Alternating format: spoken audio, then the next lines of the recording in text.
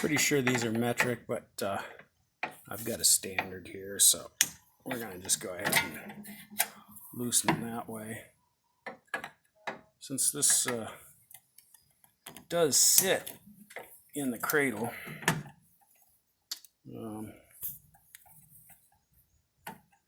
not too worried about it as far as it falling out, getting smashed by the monitor. Really not too worried about the monitor itself, as you can see, because of the burn in and all that.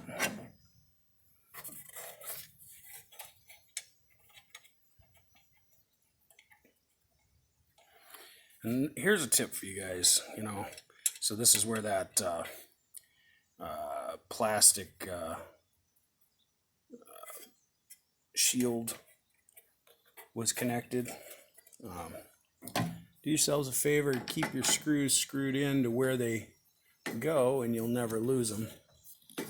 These are going to be going right back in until it's time to put the monitor back in. So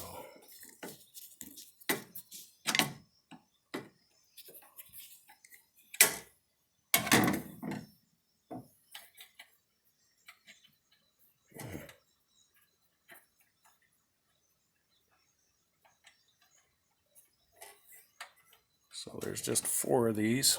Like I said, I'm not too worried about it falling because it is held in by gravity this way.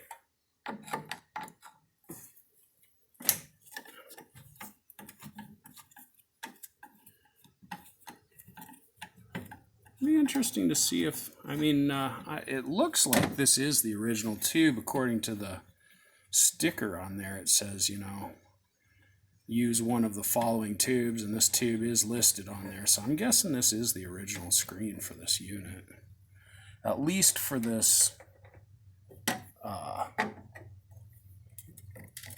Wells Gardner unit. I don't know if it's the original for Bali. I actually I called over at TNT to see if TNT Amusements to see if they knew, and the owner wasn't available at the time, and so they said they really didn't know whether or not these originally came with Wells Gardner. I'm assuming they probably did. This doesn't look like, it's been moved in a while. I mean, look at you got fresh zinc, and then everything else here is all oxidized. So, and I don't see that this thing's ever been moved. So I would assume that these came originally with this Wells Gardner unit. I still don't know exactly what model it is yet. Hoping to find that once I remove it. And of course, I'm going to do that off camera, just because I can't hold on to the phone and pull it at the same time. But basically 6 fasters and she's out. We'll have to disconnect a couple of cables down here, looks like. There's one here, and this cable here is the main video feed, I believe. So once we get those disconnected and pulled out, we'll hopefully be able to get this thing ready for retubing. And I did test the values on the yoke, so we are going to have to reuse this yoke because the Wells Gardner tube that I do have is not the yoke